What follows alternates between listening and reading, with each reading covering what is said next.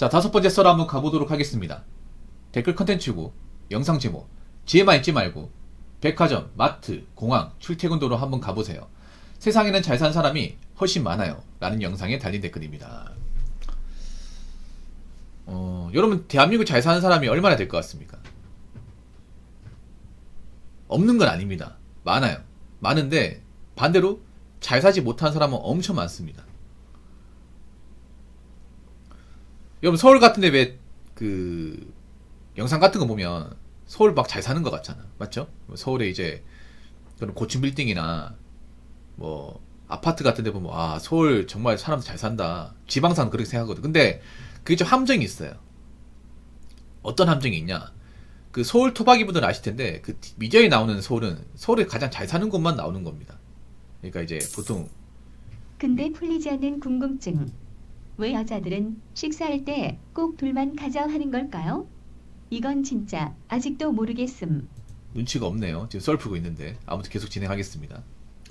그 서울에 등장하는 그 모습은 강남 상구하고 마용성, 여의도 이쪽 부각돼서 나오지. 서울에 보면 이제 노도광이나 금강구, 은중동 이런 데는 잘 안 나와요.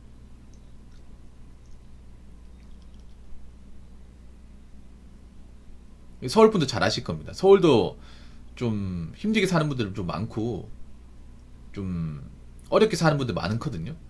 적응하기 힘들어하는 사람도 많은데 그런 거는 잘 안 나와. 자꾸 이제 그런 삐까뻔쩍한 데만 나오다 보니까 그걸 보는 사람들은 다 잘 사는 줄 알아요. 그리고 지방에 있는 사람 착각을 하는 게 뭐냐 하면 그 연예인들 사람 많이 보이잖아요.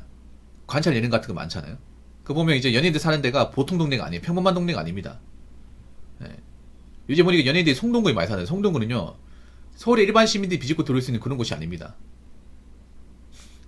예. 보통 연예인 사는 곳이 보니까 금호동, 옥수동, 성수동 이런 곳이던데 그런 곳은 절대 노력으로 올 수 있는 곳이 아니에요. 월세만 해도 후덜덜합니다, 여러분. 제가 얼마 전에 보였잖아요. 그 성수동 오피스텔 가격이 130만 원이었잖아요. 월세 130만 원. 월세 130만 원이에요. 일반 사람이 그거 가서 사잖아요. 마이너스에 마이너스. 그러니까 그런 것들은 아무렇지 않게 보여준단 말이야. 제가 말하는 거는 잘 사는 분들이 없다고 얘기하는 게 아니에요. 있어요. 있는데 대한민국에 잘 사는 사람 그렇게 많으면 왜 그렇게 우울증이 많으며 왜 그렇게 대한민국 빈부격차가 심하며 지금 대한민국 가계부채는 왜 자꾸 올라가는 거예요? 빚 때문에 고통받는 사람 왜 그렇게 힘들다고 하는 거야? 말이 안 되잖아요. 그러니까 정말 잘 사는 사람은 잘 안 돌아다닙니다. 돌아다니기 시간이 없어요. 정말로. 왜냐? 바쁘거든요. 아까도 얘기했지만. 일 때문에 바빠가지고. 돈 쓰고 이렇게 백화점 가고 할 시간이 없어요. 일반 사람들은 그렇게 돈 많이 벌고 바빠 본 적이 없어가지고 그냥 사람들 한가한가 보다 이렇게 생각하는데 그렇지 않습니다, 여러분. 그만큼 바쁘게 일을 하니까 돈을 많이 버는 거예요. 근데 일반 사람들 그렇게 바빠 본 적이 없으니까 그만큼 벌어본 적이 없으니까 쉽게 생각하는 거지. 특히나 공항에서 여행 가려고 있는 사람들은 잘 사는 사람이 아닙니다. 잘 못 사는 사람이에요. 솔직히 여자분들한테 물어볼게. 지금 여행 가려고 하는 사람들 중에 돈 많아서 여행 간다. 우리 집 잘 사니까 여행 간다. 그렇게 자신있게 얘기할 수 있는 사람 얼마 있습니까? 오히려 그런 사람들 많지. 직장 그만두고 좀 적적하고 외롭고 힘드니까 좀 그런 마음을 벗어 던지고자 여행을 간단 말이에요. 아니면 내가 지금 한국에 있으면 뭔가 불안하니까 외국 가면 좀 나아지지 않을까 싶어서 여행 가는 사람도 좀 많을 겁니다. 그럼 그게 잘 사는 게 아니잖아, 이게. 그리고 출퇴근도로 가보면 여러분들 왜 보면 좋은 차 많잖아. 이 좋은 차 많은 이유가 남자들도 좀 문제가 있는 게 물론 차가 필요한 사람은 차를 사야 됩니다. 그렇긴 한데 모든 사람이 차가 필요한 건 아니거든요. 거기다가 지금 차가 많이 비싸요. 생각보다 유지비가 많이 들어갑니다. 거기다가 이제 차를 일시불로 사는 게 아니라 할부로 사게 되면 그거 매달 나가는 돈까지 하면 100만원 넘게 나가. 일반 사람이 그 자동차에 100만원 넘게 나가는 크지 않습니까, 여러분? 요즘 차 다 비싸거든. 국산 차도 비싸요. 중고도 비싸요, 여러분.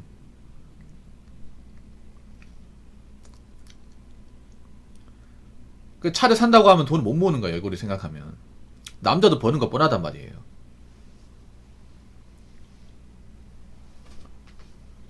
그러다 보니까 사람들이 뭔가 거칠에 집착하는 느낌이야. 돈을 모으기보다. 지금 돈을 제대로 모으는 분들이 많지 않은 것 같아요. 여기 계신 분들이라 돈 모으세요. 뭐 돈 모으는 게 힘들지. 사고 싶은 거 참아가면서 하고 싶은 거 참아가면서 한다는 게 힘들죠. 근데 나중을 생각한다면 모으셔야 돼. 나중에 생각한다면. 지금 당장은 티가 안 나겠지만 한 5년 뒤, 10년 뒤가 되면 그동안 그냥 좀 돈 썼던 사람들, 허세 부렸던 사람들, 그런 사람들이 이제 수미에 턱턱 막혀가지고 허덕이게 됩니다. 분명히 한계가 옵니다. 저런 사람들은. 좀 이렇게 잘 사는 척 했던 사람들, 돈을 모으지 않은 사람들, 오늘만 살았던 분들은 분명히 좀 벽에 부딪히는 사례가 많이 나올 거예요. 네, 안타깝지만 어쩔 수가 없습니다, 이게. 왜냐하면 사는 게 어렵다는 건 뭐예요? 없는 사람 힘들다는 건데 없는 사람들이 많아. 없는 사람들이 허세에 부리는데 돈 다 써버렸잖아. 그럼 어떻게 막아요, 여러분? 물가 올라가면 어떻게 돼요? 없는 사람들. 물가 올라가는 것만으로 치명타야. 돈 좀 있는 사람들 물가 올라가도 버틴다니까?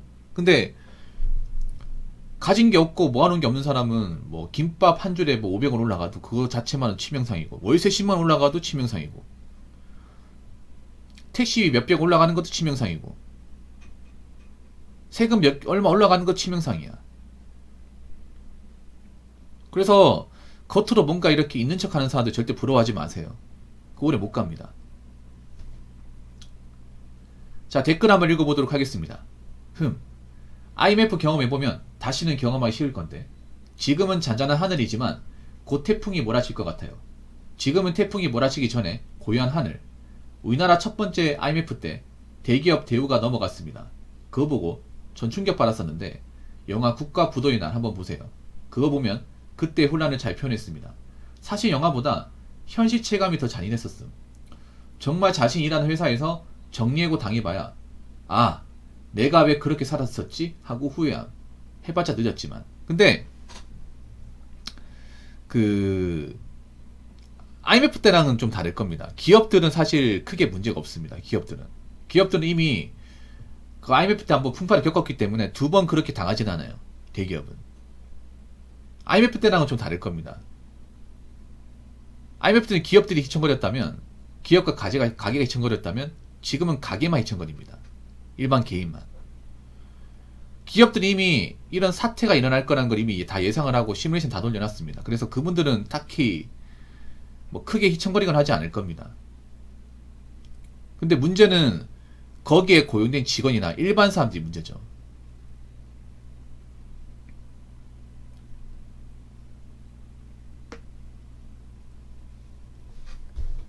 일반 사람들이 많이 문제예요.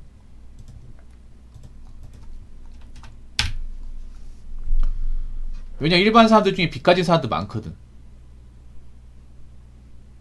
그리고 지금 뭐 대기업 다녀도 있잖아요. 돈 제대로 없는 사람들 많아요. 대기업 다녀도. 왜냐하면 그런 사람들 많아. 그러니까 대기업 다니면 연봉이 많이 벌잖아. 그러면 이렇게 생각할 수 있단 말이에요. 돈 많이 버니까 더 많이 모아야 되는 거 아니야? 그렇게 생각하자. 근데 보통 소득이 늘어나면 씀씀이가 커집니다. 이거 아마 결혼하신 분도 공감할지 모르겠는데, 보통 씀씀이가 커지면 어떻게 되냐면, 괜히 집을 대출받아서 무리하게 산다거나, 아니면 자녀 교육이나 이제 외식비 같은 데 돈을 더 많이 쓰게 돼요. 그래서 보면 저축 못한 집들이 많아요. 이건 내가 봤을 때는 와이프분들이 좀 문제 있는 겁니다. 와이프분들이 그거 잘 몰라. 남편이 한 600 벌면 앞으로도 600 번다고 생각을 해.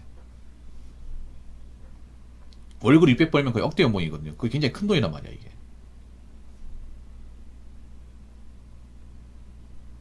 근데 그 생각을 못해요. 남편이 이제 곧 있으면 회사를 나와야 된다. 그 생각을 못한다니까, 이게. 그런 집안이 꽤 많아요. 대기업 다닌 집안에서도. 그러니까 600을 벌면 우리 남편이 이제 얼마 안 남았으니까 돈을 많이 모아놔야겠다. 혹시나 우리 남편이 그만둘 때 생각해가지고 그런 좀 지혜로운 주부님들이 그렇게 많지 않습니다. 보통은 소득이 많이 늘어나면 씀씀이 더 커지더라고요. 그리고 여자들은 좀 사회성이 없는 게 그런 겁니다. 지금 여자분들은 남편이 계속 이렇게 버리면 앞으로 쭉 본다고 생각합니다. 상당수는 그게 아닙니다. 특히 결혼하신 분들 잘 들으세요. 남편이 많이 사기업다이잖아. 그럼 남편이 사장이면 좀 나쁘게 말하면 앞으로 직장 다니는 얼마나 남자답다는 겁니다. 그 생각하셔야 됩니다. 결혼하신 분, 특히 여자분들. 남편이 이제 차장 달았잖아요. 차장 다는 순간부터는 이제 내가 회사에서 버틸 수 있는 순간이 많지 않은 겁니다. 이게.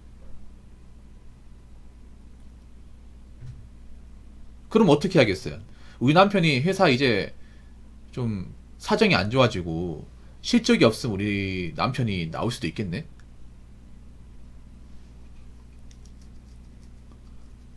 그럼 난 할 수 있는 게 뭐가 있을까? 이거 생각해야 됩니다. 보통 이거 대비 안 돼 있습니다, 보면. 갑자기 이제 남편이 회사 잘 다니는 생각하고 이제 그냥 그때 맞춰 생활하다가 갑자기 회사 그만두면 어떻게 우리 모아둔 돈도 없는데 이런 경우 진짜 많거든. 그렇기 때문에 지금 결혼하신 분들 있잖아요. 특히 외벌이인 분들 있으면 남편이 혹시라도 직장을 뭐 나와야 된다거나 사정 어려울 수 있는 건 분명히 발생할 거예요. 그러면 대비하셔야 돼, 대비. 갑자기 앞불싸 거리지 말고.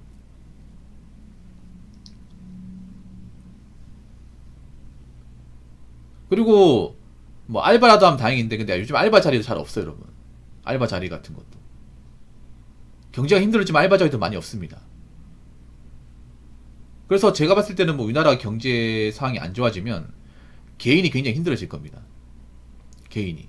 그러니까 이제 좀 비리는 분들 있잖아요. 그런 분들 힘들어져. 돈 없고 이제 대출금만 남아있는 사람들. 어떻게 보면 가장 힘들어진 사람이 뭐냐 하면 이제 아파트 연끌한 사람들. 아파트 연끌한 사람 좀 위태위태합니다. 왜냐하면 매달 이제 원금이자 갚아 나가는 건 힘들거든. 그리고 집이 지금 팔리지가 않거든요, 여러분. 거래가 안 돼, 이게.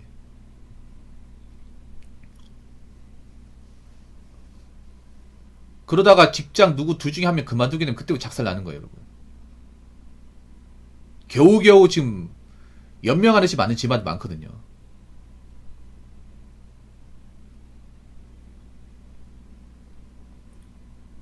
그래서 매달 버티는 게 잘 버티는 게 아니라 근근히 버티는 거예요. 그러다가 만약에 혹시나 회사에서 사정이 안 좋아져서 내보내게 되면 그때부터 막히는 겁니다, 이게. 진짜로.